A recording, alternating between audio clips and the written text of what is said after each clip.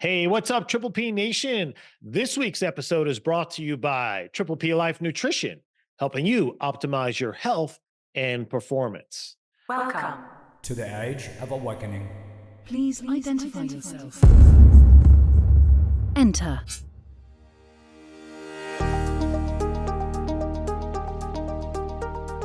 Hey, Triple P Nation, welcome back to the podcast, where we will explore the tools, tactics, and strategies to help you achieve personal and business mastery. I'm your host, Dr. Jay LaGuardia. I want to welcome you back to the next episode of the Triple P Life podcast, where our focus and mission is about helping you empower your dreams, ignite your passion, and accelerate your prosperity. This week, we are part 2 of our Do You Have What It Takes to Be an Entrepreneur? And if you listen to the first episode, in fact, if you haven't, I would highly recommend going back and doing so. This 2-part series is really sequential that I think you'll find very beneficial if you go back, because I talk about my entrepreneurial journey. I give you some relevant stats as it relates right now about where entrepreneurship is moving, particularly in the young generation. And it is a massive trend. Particularly young minority females, again, which is fantastic. We talk about why entrepreneurship has massively increased over the past 10 years, and will continue to do so. And then, of course, the reasons people are interested in becoming an entrepreneur, what the benefits are, et cetera, et cetera, et cetera. This is part 2. And part 2 is really about the qualities and characteristics to become a successful entrepreneur or not, right? And so we're going to explore that. Do you have what it takes to be a good entrepreneur? What are the characteristics you need to be concerned about if these characteristics are dominant in your life and entrepreneurship is something you're considering? We're going to talk about my entrepreneurial ventures, and we're also going to talk about what are the common reasons entrepreneurial ventures fail. And I'll show you, again, some of my own experiences with that. So as we always do before we start our show, I welcome you back, of course, but more importantly, I want to thank you for joining me and tell you, if you haven't done so, please hit the like, subscribe, and follow button on all your favorite podcast apps, of course, YouTube, and leave comments. I want to know what you're thinking. I want to know, you say, Jay, I love this content. It's amazing. Or you're full of shit. I don't like any of it. It sucks. You're terrible. I'll take both. Any of it's fine with me. I love your feedback. I love your thoughts. So let's start with our weekly morsel called the Success Snack. And this one is all about a mindset trick for success. As we know, succeeding as an entrepreneur is rarely a strategic thing. Believe me, I know. I work with entrepreneurs all the time. I've been one for 30 years. And I will tell you, 80% of success as an entrepreneur starts with your mindset. Entrepreneurship will force you to become very self-aware, because it's going to expose your flaws, your insecurities, and of course, your fears. And the only way to overcome this is to do the inner work. And a lot of that boils down to a paradigm shift. What does that mean? Well, that's kind of the fancy way of saying change the way you think and see yourself and the world. So here are a few examples. So we may need to go from being risk averse to risk tolerance. In other words, you don't like risk, where, you know what? In the right circumstances, I'm willing to take on risk. You may need to go from an employee mindset to an owner mindset. Not maybe, you absolutely have to, especially if you started out as an employee in some industry or business and now you're out on your own. 2 very different headspaces. Another one could be a fixed mindset to a growth mindset. If you recall, I said on episode 1, part 1 here, is that growing people grow businesses. And if your business is stagnant, it's because the leader is stagnant. And that's where we need accountability. We need help. We need coaching and mentorship, because someone's got to call us out on our crap. And the thing about entrepreneurs, we're really good at sticking our head in the sand or somewhere else darker and not so pretty, and ignoring what's going on around us, because we don't want anybody to tell us what we need to do or how we need to do it. I know, because I was there. So another could be chasing immediate results to having a long-term vision. These are all just a series of paradigm shifts. And each time they happen, you raise the ceiling of your success. And then eventually you're going to run into other roadblocks that it's going to require a different paradigm shift. And that's just the way it is, right? Growth is not linear, right? You go up, you plateau a little bit, you learn something, you make an awareness. We talked about self-awareness. You make a shift internally and externally, and you make your next level of growth. And that's the way it goes. Rarely does it soar without plateauing or sometimes even dipping. So the goal here is to continually develop and grow your mindset so that you'll never hit the ceiling for success. And the two easiest ways to do this, guys, one is get my book, Change Your Mind, Change Your Destiny. I will leave a link in the show notes if you have yet to get it. It was an Amazon bestseller, and we're still selling out more now per month than we did when we first released the book, which is cool, and I want to thank everyone who's purchased it. Or number two, consider joining our 3-day money mindset challenge. It's free. It's my gift to you. And find out where the blocks are, where the scarcity issues that exist in your mind or in your business that's preventing you from growing and scaling to the point that you deserve. Both of which, of course, right, will help you blow past whatever roadblock you're currently facing right now. So check out the show notes for those links. Okay. Do you have the necessary characteristics and qualities to be a successful entrepreneur? Well, I've discovered several qualities, and I'm going to talk about a few of them here today, because if I'm mentioning them, they're really important. So number one is, if you're going to be an entrepreneur, you need to be a visionary thinker, because good entrepreneurs have a very clear vision of what they want to achieve in their life and business, not just business. Remember, also too, I'm going to repeat this. I said this on part one. For most entrepreneurs who are just starting out, and even entrepreneurs that have been around for quite some time, their life supports their business, and it should be their business supports their life. Another interesting fact I want to share with you, I didn't share with you on the first episode. Doing some research, I don't remember the source, but I'll have it. I can find it for you if anybody wants it. Roughly 35% of small businesses ever sell. That means 65% either go out of business or just close up. That is a big, big problem. And by the way, a small business is considered a business that generates $1 million to $40 million of revenue annually. Okay, so let's talk about number two, which is passion and persistence. For those of you who have been long-term listeners of this show, know I have my formula of success that I've shared with you. You can go back in the queue and listen to those episodes. I won't repeat it here just for time's sake. I'll do another show on it because I know so many of you guys absolutely love it. In fact, every time I'm a guest on another show, when I go over it, they're just absolutely blown away. And they're like, hey, can we use this? I'm like, yeah, go ahead, use it. I don't care. And one of the elements in that 6-step success formula is passion. I've yet to meet anybody in life who's ultimately successful who doesn't experience, live, and breathe passion. Passion drives you to succeed despite the challenges and setbacks. In fact, the passion helps you overcome those challenges and setbacks. Because entrepreneurs who are deeply passionate about their ideas are more likely to stay the course and to overcome obstacles and setbacks. So you got to be passionate and therefore persistent. Number 3 is being adaptable and flexible. Because in the world, in business, things are always changing. So a successful entrepreneur is someone who is adaptable and able to pivot actually on a dime. And they are also open to feedback and willing to adjust their strategies that can navigate changes in a complex business environment and do it effectively. So number 4 is resiliency. Obviously, one of the keys to success in any aspect of life, but of course, certainly as an entrepreneur. Because as we know, being a business owner is inherently very challenging and setbacks are inevitable.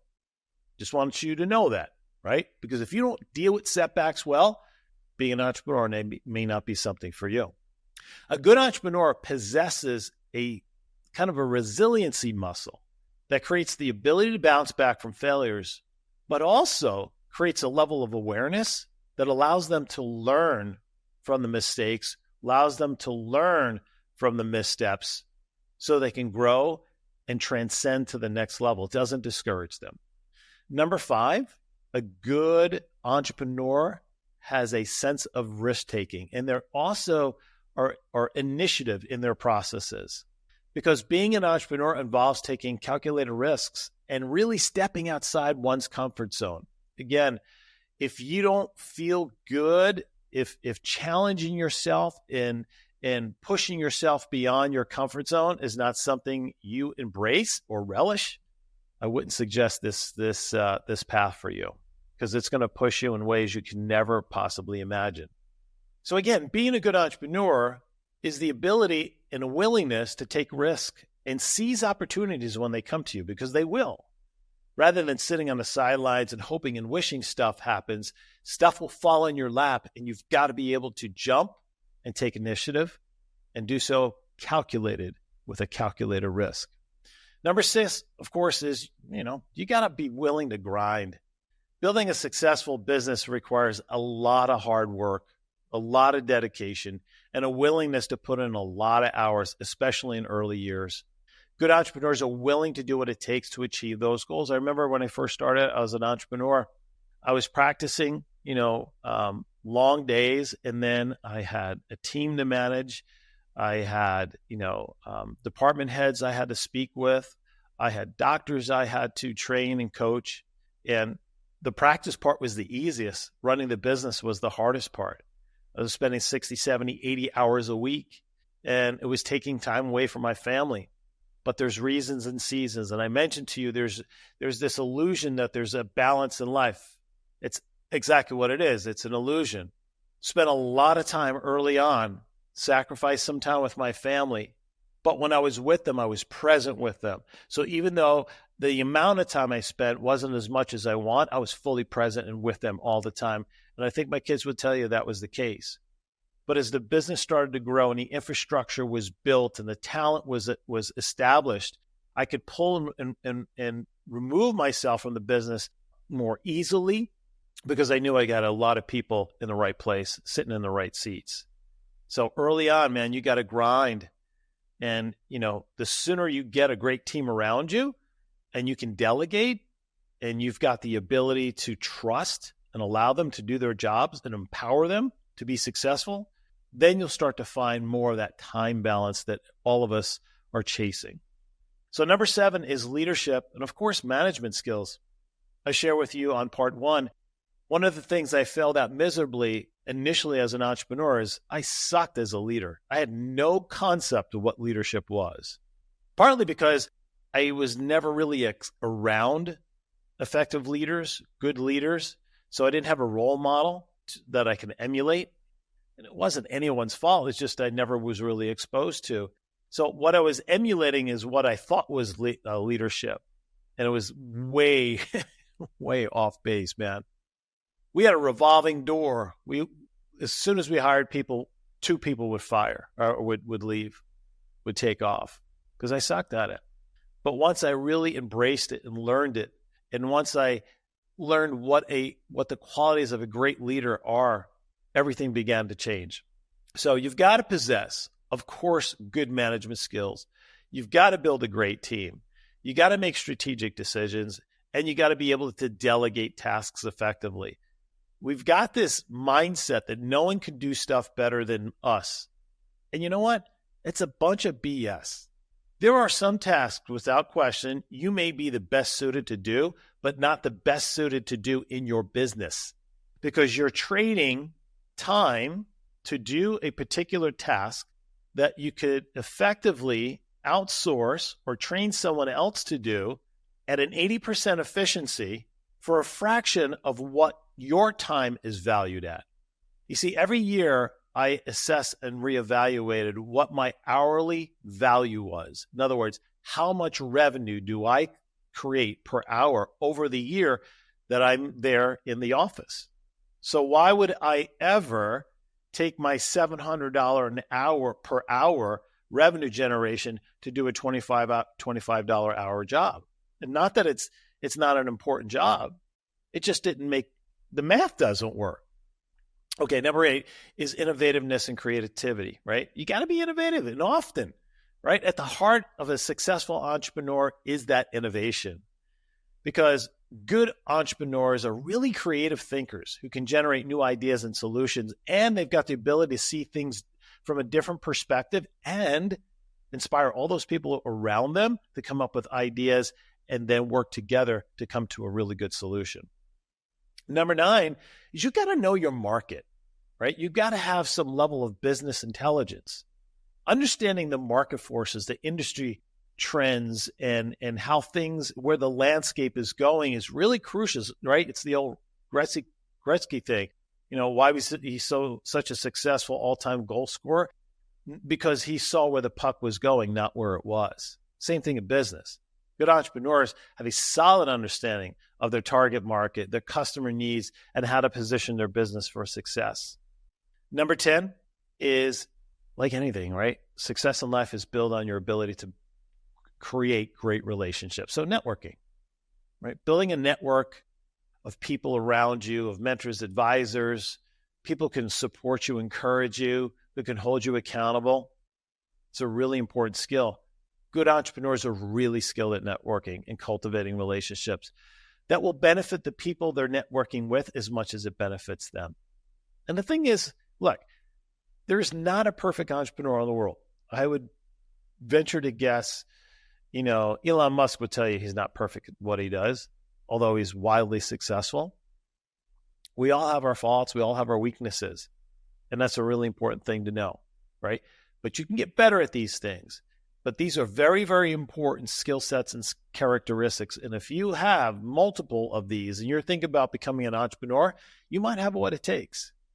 Now, what if you find yourself identifying with these particular characteristics that I'm going to go over, right? Then I would suggest you might want to think long and hard before you jump at the entrepreneurial pool. So the first one being, I mentioned a little bit before, it's a level of risk averse, right? Entrepreneurship, of course, is very risky.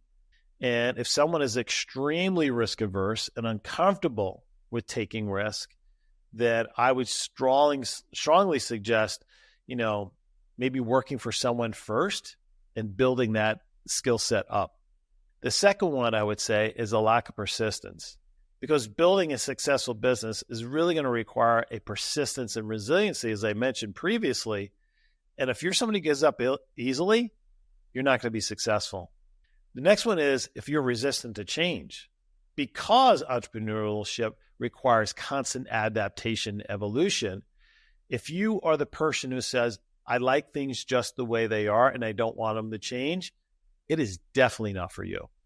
Which gets me to number 4 is inflexible thinkers. Successful entrepreneurs are open-minded, willing to consider all kinds of different perspectives and approaches.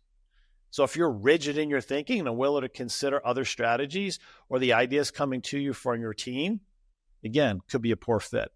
And of course, poor time management skills. There's going to be such a demand of your time and resources. You've got to be able to delineate and prioritize important tasks. If you're not disciplined financially, right? Financial management's everything. You've got to know what your budget is, what your revenue is. Okay, you got to know your margins, your P&L. That's another thing. I'm surprised how many entrepreneurs, especially young entrepreneurs first time, don't know how to read a P&L. Well, how do you know, what you should be spending money on? How do you know if your expenses are in line, with other businesses in your industry? How do you know if your employee expenses are out of line or you're spending too much on your rent? And if your margin's too thin, and how precariously close you might be to being in some real financial trouble. So you've got to be really smart with your financial discipline. And of course, if you're a poor communicator, it's going to be really hard for building relationships. And I've said a million times, right? Successful people, the most successful people are the people who build great relationships. And it's not just with your team, right? It's with your customers, your clients, your investors, your shareholders, your stakeholders.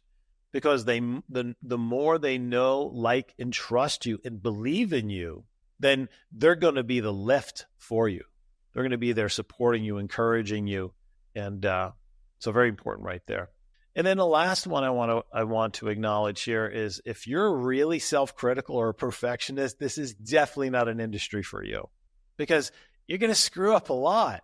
And if you can't deal with that, you're in trouble. So those are some of the elements of What I would say, characteristics, I would be very concerned if these are dominant characteristics you have and you're considering entrepreneurship. It's not that you can't change these, right? I said it in my weekly success snack. It will require a paradigm shift, both internally and externally, to change the way you see yourself, the way you think, and the way you see the world. You can change and make these a strength without question. But if you're unwilling to do so, then I'm telling you, don't do it. So I mentioned something on the part 1 episode. I said in my mindset that entrepreneurship is not inherent, that it's learned. Well, I went back and I did some research, and there's some people say that it's a little bit of both. And I could buy that. I still think most of it's learned, just from my own personal experience. Again, when I started, I had an entrepreneurial mindset. I didn't have any skill sets. And eventually I developed, adopted, and I won't say perfected, but really got good at them, and which made me a very good entrepreneur. So they weren't inherent by no means. So I was jaded through my own lens to think that most of it's learned. And I still think that's the case, but I'll give it up to say that the mindset is a combination of both inherent qualities and learned skills. Because some people may have naturally gifts as it relates to traits that align as an entrepreneur. Like it could be that creativity or ambition or risk-taking, right? That grinder mentality. So I grant you, but the inherent qualities, right? Some people seem to have a natural inclination towards that, natural personality traits. These inherent qualities may include traits like creativity, as I mentioned, right? And adaptability, but not everyone is born with these. So look out for those. So number 2, as I mentioned, right, I believe from my own personal experience that so much of it was learned in shifting my mindset. I got the education, I got the training, I did the mentorship, and then I applied to the real world experiences. And all of a sudden, I sharpened that blade and I became really good at it. So that's the balance side, right? 2 sides to that coin. So if you're willing to shift your mindset, you're willing to do the work, you're willing to hire the people, the coaches necessary to train you and teach you, you can develop those skill sets. Okay, now I want to talk about some of the most common reasons entrepreneurial ventures fail. Because I've got a news flash. There's a lot of failure. I failed myself. Let me see if I can think of how many. Let's say we've got 1, 2, 3 for sure I can think of. Remember I said resiliency? If I didn't have the sense of resiliency, there's no way I would have got back in the game, because I couldn't have handled the feeling of losing or not succeeding. But I was really good and still really good at adapting this mindset that these were just experiences in which I can learn and grow from. I didn't allow those experiences to define my future success. And this is one of the things I do teach a lot, is that your past experiences do not determine your future results, because you're not the same human being today as you were 2 years ago, 5 years ago. At least I hope you're not. So let's talk about some of these reasons. So one of the most common reasons entrepreneurial ventures fail is there's just a lack of market demand. One of the most prevalent reasons, right, is that we don't do the research necessary to know if our product or service that we're offering has really any value to our customers. And at the same time, knowing who our customers are, who's our ideal client, what are some of the characteristics do they exhibit, where do they live? So if you go in blindly, not knowing this and have this all mapped out, it's possible you can misread the market, thinking that there is demand and there isn't. And ultimately, you're not going to know until you bring it to market, but you'll know pretty quickly. So another reason, number 2, is poor business planning. So inadequate business planning obviously is a high propensity towards failure. Now, this could include a lack of, a business plan or a business model, unrealistic financial projections, not enough capitalization, which is a big one, or an inadequate contingency planning for unseen challenges. So poor business planning is another big one. So the third reason, and I mentioned it a little bit in the last one, is running out of money, right? Insufficient capitalization. When entrepreneurs run into cash flow problems, right? Talk about stress levels, holy smokes. Ultimately, if you can't make money, you're not going to be in business. And so many startups struggle to manage their finances effectively.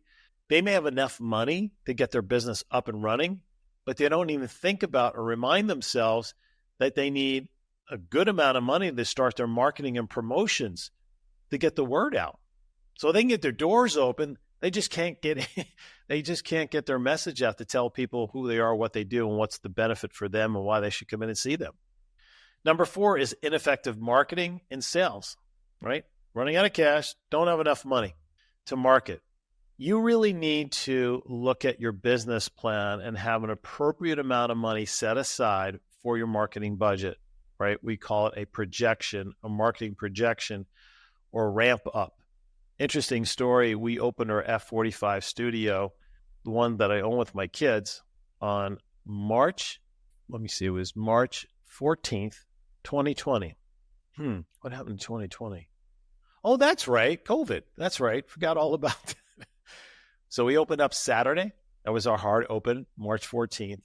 And then 5 days later, we were shut down. So was the entire world. And I had budgeted about $40,000 for marketing that we already had in play, and we lost it all. And it didn't bring us one particular lead because we were shut down for 4 months. And then eventually we opened back up. I had to do a whole nother marketing ad campaign. Lost it all. So if I didn't have the financial ability and the flexibility and to be able to adapt to an environment that was out of my control, in most cases, there were a lot of businesses that were opening up around that time were absolutely toast because they were underfunded. Well, maybe to start with, they were funded, but funded enough just to get going. But if they didn't start generating revenue or cash flow right away, they were stuck. Fortunately, I was able to self-fund that. And it took us a long time to be able to make that money back. You just don't know what the market forces are going to be, or how the environment's going to change, or when the next pandemic is going to come, or when you're working on your initial capitalization, and you go to a bank, and all of a sudden interest rates rise 4 points over a 7-month period of time, and what you projected was your interest expense was going to be is now 3 times that amount. Unforeseen issues, you just don't know. So the next one is being poor management and leadership. I'm going to add to this partnership. One of the businesses that I was involved, and a lot of the businesses I am involved with, I have partnerships. And someone asked me once, in fact, I did a show on this, asked me, what is your opinion on partnerships? And my opinion on partnerships is most of them don't work, and you've got to have a very precise assessment process to determine who you would ever get involved with in business with. And it's way too long to go through this right now, but I've got some incredible partnerships, people I love, people that we share common values, mutual visions, long-term goals, and that's the key, right? And then I've been in partnerships where that was not the case, and they were absolutely horrific experiences. And one of those businesses did not succeed. In fact, I sold out before I can even get a return on my investment. But I didn't care. It was so miserable, and I hated being in business with that person. And you know what? I was overexcited about the opportunity and did not vet this individual. And we just did not match. There was not a mixture there. I mean, there was not a proper match there. So that was my fault, right? I had to own that. But I've never made that mistake again. And now I have a vetting process that I go through. And I would suggest, if you're an entrepreneur thinking of partnering with someone else, you've got to reach out to me and find out what is the vetting process and how do you determine who is the right potential partner or not. And even if all the boxes are checked, it's still not 100% guarantee because people can shift, they can change, their energy can shift, right? When people are stressed, they show up differently. And if the business is struggling early on, maybe the person you were in business with who you thought they were now is showing up vastly different than they are right now because they're totally stressed out. Really, really big part of it, right? Really, really big part of it. So poor management teams, poor leadership, bad partnerships. And the other thing about bad partnerships are at the root of bad culture. Because if the if the team around that business, I'm talking a smaller business, right, is see what's going on amongst the partnership, what they do is they act like kids and they start playing the partners against each other. Been there, seen that. It's not pretty. And the only way to do that is either literally the partners go through counseling and determine whether they can fix it. This kind of sounds like marriage counseling, right? But it's true. And if you can't, you got to get out. Someone has to get out. And sometimes you both sell, sometimes one sells, if there's any value. Okay, number 6, right? The ability to adapt to the market, because they're always evolving. And businesses that fail to adapt to changing customer preferences, this is the big part, particularly in service industries. You know, we do our thing, we got our key services that we provide, and we just stay there. And we never evolve, we never adapt. We don't see where the markets are going, where the trend's going, what people are spending their money on, and we become obsolete and out of date. One of my mentors told me, he said, Jay, in a small business environment, you need to adapt and evolve every 5 to 7 years or you become obsolete. And I totally believe that.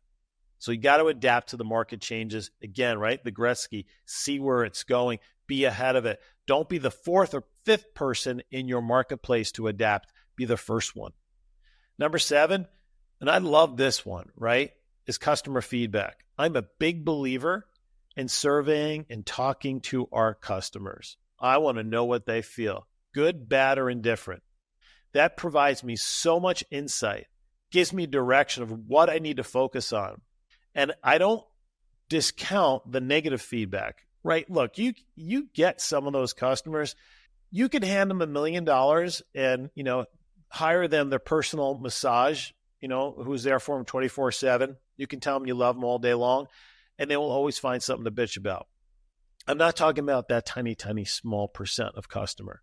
I'm talking about your general customer who's pretty much on your ideal customer list, and they've got certain issues about your business. You better be listening, because that's gold. That feedback is gold, because ultimately what they're telling you, what they don't like, is eventually what will cause them to discontinue utilizing your business. So you either get ahead of it or you let it take you down. So feedback, survey your customers, have conversations, let them be frank, let them tell you, and then be strategic in your response. All right, number 8 is overexpansion and scaling before you're ready. I've seen this as well too, right? So businesses that scale too quickly, that really don't have a solid foundation, that's a very risky proposition.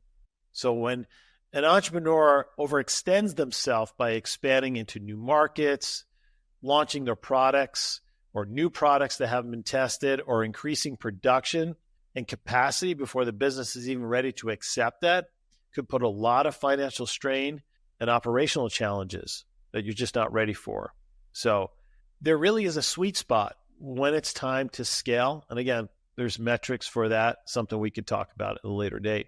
And by the way, if any of these things I'm talking about, leave the comments like, hey, I want to learn more about that. Jay, can you talk about this? Right? I'd be happy to do so. Number 9 is regulatory issues. If you're an entrepreneur, man, you better be really on top of what government is doing. And a lot of it's local government. Yeah, we got national, but local government, knowing who your representatives are, because they can impose some regulatory changes that can absolutely destroy your business. And it could be for unseen. In other words, you get your business started up and rolling, you got years, you're killing it, and all of a sudden there's a regulatory change that just pulls the floor out from underneath you. And you don't even know because you're not in the game politically. That's another thing. If you don't like politics and you're in business, don't do it, because you've got to do the smooth thing with the politicians, man. You need to get them on your side. You got to make sure that they're not going to do something that's going to harm or affect your business. And then the 10th reason why entrepreneurs tend to fail in business, and I've seen this a lot with the people I coach, is personal reasons. When things aren't going well at home, when you're feeling burned out, you're feeling pressure from home, right? You have a sick child, you might have health issues, or maybe you're grinding so much you forgot why you got involved in the business and you've lost your passion. Therefore, the commitment to the business begins to wane and you start to resent it. I've seen this. Man, this is a recipe for disaster. We know building and running a successful business requires the dedication and the perseverance and a willingness to overcome challenges. Therefore, it's really important that our personal lives are in a good place. I've seen people whose businesses are just crushing it, and they decide to build a brand new home. And now the business owners focuses on building this home, and they take their eye off the ball. And all of a sudden, their business is down 25%. Like, what's going on? The reason what's going on is you're not minding the store, figuratively speaking, right? You're diverted. Your attention's diverted. And sometimes that diversion is very important. God forbid if someone gets sick really close to you and they need you, I get it. But that's why you have to have the infrastructure and the team around you that if you can step away, it allows you to step away. Because remember, I said, most entrepreneurs buy a job. It's when your business doesn't need you there to succeed. That's when you're an entrepreneur CEO. In other words, in my businesses, I get reports, I meet, but I'm never in them. I'm not working them. Empower your team, hire the right people, and let them go to work. And you do what you do. But again, it took some time to get to that point. So those are some of the common, things that result in failure. I told you I'd share a little bit about my own personal story or stories. I got involved in venture capital one time with a fitness product. I'm into fitness, and I thought it was kind of cool. Didn't do any market research, but I thought that it would have some sort of legs. And we got involved with an angel group, and we raised some capital, not enough capital, and there just wasn't really any market for it, and lost everything. Oh well. Am I happy about that? No, I'm not happy about it. But I've never done it again. Not to say that I won't, but I would approach it very, very differently. I talked to you about one business I had with a partnership that was really toxic. That just fell flat. And it's not that the business fell flat. It's just that it ripped my heart and soul out. It was so toxic. I hated being part of it. I couldn't proceed. I was part of a group that was buying up businesses, and I was basically in a CEO role, and the direction that the shareholders wanted to go was not something that I aligned with, and so I stepped down from that. So I've had a lot of experiences, most of them really good, some of them that I wish would have turned out differently. But honestly, to be honest, I'm glad they happened the way they did, because I've learned so much, right? You always learn so much more from your failures than you do your wins. And it's just made me better at it. What it's really made me better at is being a better coach. Because if all I experienced was wins, how could I possibly relate to people who are struggling? If I didn't struggle, how could I possibly relate to them, my own insecurities, my own failures as a leader? And then being able then to translate that they can use as a resource to help them grow, transcend their businesses, and create the life that they've always dreamed of occurring. And that's something that, if you're not, as an entrepreneur, that's why you get involved. That's why you get in business, because you got a dream about how you want your life to be. You want to create that freedom, the flexibility of time, right? There's really two ways of getting rich in a sense of passive income. One is real estate. The other one is businesses, right? Well, what do you mean, Jay? Businesses. Yeah. These businesses that I own, I'm getting passive income. It means I'm not there actually working, collecting a salary. I'm getting passive income from them. So it's not dependent upon my time. So Triple P Nation, I really hope you've enjoyed this two-part series on entrepreneurs and entrepreneurship. It's something, as you can tell, I'm really passionate about. I've had a lot of experience. I'm not saying I'm the end-all be-all. Believe me when I tell you that's not the case. I still have a lot to learn. And as long as I'm taking, nourishment and oxygen, I'm going to continue to learn and expand my knowledge about entrepreneurship. So I can help you, so I can teach you. So whether it's through the podcast or with coaching, and by the way, all you people that have reached out about coaching, we will be getting back to you shortly, as we've just expanded our coaching base. We're just trying to keep up with the demand. So I really appreciate all you guys who are are interested and excited about working with us. So it's going to be happening real soon. But again, it's what can we do to help and serve you? That's the whole goal. How can we help you fulfill your dreams? How can we help you overcome the obstacles in your life? How can we help you shift and change your mindset, one from a fixed mindset to a growth mindset? How can we help you transcend your fear of risk? How can we help you be calculated in your growth? How can we help you be calculated in your business? How can we help you identify when's the right time to scale? When's the right time to pull back? How can we help you identify what you need to do to reinvest in your business to make it relevant again? How can we look at your products and services and make a determination, are they still important to your customers? How can we assess and survey your customers to find out where your inefficiencies and inequities are within your business? And I just scratched the surface right there. I know you're thinking like, oh my God, that's a lot of stuff. Yeah, I know. That's what we do. That's what I love to do. So again, thanks again for joining me this week. Reach out to me, Dr. J at Triple P Life, Dr. J at Triple P Life. Go to our social media pages, LinkedIn, Instagram, Facebook, YouTube, at Dr. J LaGuardia. Leave a comment. Let me know what you learned from this episode. Let me know what you want to learn more about moving into the future, and I will put those shows together for you so we can grow and learn together. So Triple P Nation, as I always say, you be you. Just be the best you, and I promise you will always empower your dreams, ignite your passion, and accelerate your prosperity. Thanks again for joining me this week. You guys be well.